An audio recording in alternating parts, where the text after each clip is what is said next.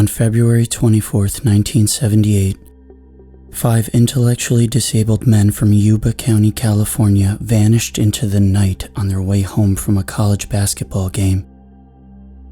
Their bodies were found more than 100 days later.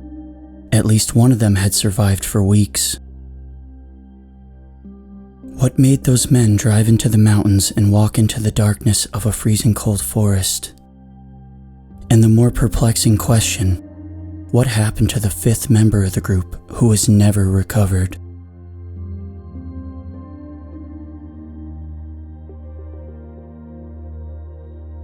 The Yuba County 5. The Yuba County 5, or the Boys as they were known around town, were a group of young men from Yuba City, California, who all had intellectual disabilities or psychiatric conditions. Jack Madruga, Ted Weiher, Bill Sterling, and Jack Hewitt were inseparable since the day they met through Gateway Projects, a Yuba City organization for adults with special needs. All 4 of them had varying levels of intellectual disabilities. They would get together almost every day, and even their parents were friends with each other. A few years after they had met, they became friends with Gary Mathias, a 24-year-old college dropout with a mysterious past. On February 25, 1978, the boys' basketball team, the Gators, were set to play their first game in a tournament sponsored by the Special Olympics. The 5 men were excited about the chance of winning the tournament. Some even laid out their uniforms and asked their parents to wake them up in time the next morning so that they wouldn't oversleep. But the night before the game, they decided to drive out to Chico, a town 45 miles away from Yuba, for a UC Davis basketball game. Madruga took the group in his turquoise and white 1969 Mercury Montego. Despite the cold, the men insisted on only wearing light jackets. After the game ended at around 10 p.m., the friends stopped at a convenience store for road snacks. Then instead of driving south back towards Yuba, the boys drove about 70 miles to the east. When Weiher and Sterling didn't come home, their mothers began calling the others' parents. Soon, the police became involved in their mysterious disappearance. Bizarre as hell. Police in Butte and Yuba counties began the search the very next morning, combing the route the men would have taken to Chico, but found no sign of them.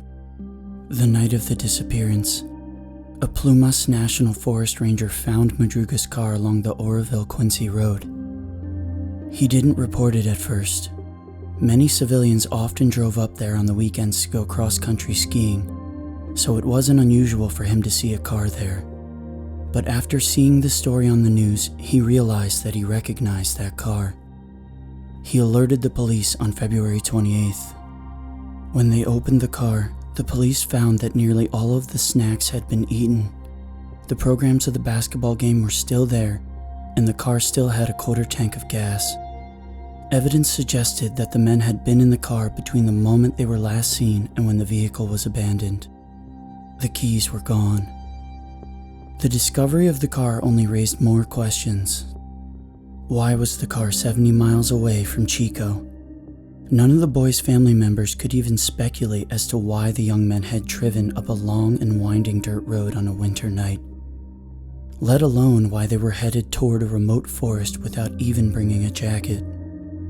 Police were also puzzled by the fact that the men had abandoned the car. It was stuck on some snowdrifts, and evidence suggested that they had attempted to get out of the holes. But the snow wasn't that thick. The men should have been able to dig it out with their own hands. When the car was towed back to the station for a thorough examination, police found no dents or gouges, not even on its low-hanging muffler. They found no damage, despite the car having driven a long distance up a rough and nearly impassable service road, a situation that Madruga had no previous experience in. The car was found unlocked, with one of the windows rolled down. Madruga's family said it wasn't like him to leave his own car unsecured. A strange sighting. In response to the countrywide media coverage of the case, police received reports of various sightings of the men after leaving Chico.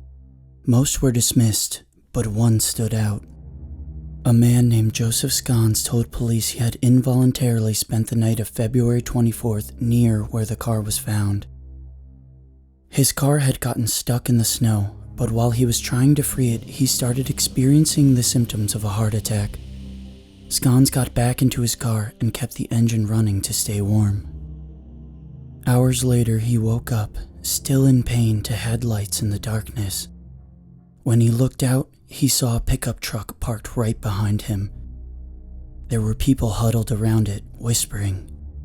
He called to them for help, but instead of aiding the sickly man, the group turned their headlights out and fell silent. The morning after, he was able to walk 8 miles down the road to a lodge. After receiving proper medical assistance, the manager drove him back home. They passed the spot where he had gotten stuck and saw the abandoned Montego at the site. Another notable report was from a woman who worked at a store 30 miles from where the Montego was abandoned. She assured deputies that the group had driven up to the store in a red pickup truck, not in a white and turquoise car. A grisly discovery. Efforts to search the vicinity of the area where the car was found were impeded by a severe snowstorm. The search had to be called off. Local, state, and even federal law enforcement spent more than 6,000 combined hours looking for the group, whose chances of survival were dwindling with each day that passed. It wasn't until June 4th that they found their lead. A group of motorcyclists came upon a foul-smelling U.S. Forest Service worksite near the Daniel Zink campground, about 20 miles away from the abandoned Montego. At this place was a small trailer with a broken window. A recovery team spent hours clearing tree branches from the path before they could reach the trailer. They found empty cans of food, extra clothing, books, and Ted Weiher's body. He was found under layers of sheets and blankets with his hands resting on his chest. He had suffered blood poisoning, gangrene, and had even lost 5 of his toes to frostbite. Forensic analysis indicated that he had survived for about a month and a half after going missing. A propane tank found outside the trailer could have provided heat, but it was untouched. The food had been opened with an army can opener, something only Matthias or Madruga would have had experience using. Matthias's sneakers were found inside, and Weiher didn't have any shoes on, leading investigators to believe that Matthias had been inside the trailer with Weiher long enough to swap footwear. Madruga and Sterling were found a couple of days later and 8 miles closer to the car. The Yuba County coroner classified Madruga's cause of death as either hypothermia or exposure, but the cause of Sterling's death remains unknown. On June 8th, Jack Hewitt's father, who had joined investigators on the search, found his own son's remains. Matthias's body was nowhere to be found. 2 weeks later, the investigators called off the search. But why? Why abandon the car to venture out into the freezing forest at midnight? Why drive through 20 miles of dangerous snowdrifts and darkness to break into an unheated trailer? If someone had been chasing them, then why was the car undamaged? Why had Scones and the woman seen them in a red pickup truck if the men drove a turquoise and white Montego? Investigators couldn't prove foul play, but they couldn't rule it out either. They don't even know if Gary Matthias is dead, but they believe his body is probably somewhere in the woods, waiting to be found. Yuba County Sheriff Jack Beecham described the incident as bizarre as hell. With no explanation as to why the men were there, some believe that they got lost and drove around in circles until they got tired. But Madruga's mother, Mabel, is sure something sinister happened to them. Quote, "There was some force that made him go up there. they wouldn't have fled off in the wood like a bunch of quail. We know good and well that somebody made them do it. Ted Wyher's sister-in-law said, quote, "They seen something at that game, at the parking lot. They might have seen it and didn't even realize they seen it." Family members agree that they must have been scared of something or someone, or else they would have lit a fire. Given his past, some believe that Matthias was to blame. Could he have taken advantage of his friends to become the perpetrator of a terrible crime? We need to talk about Matthias.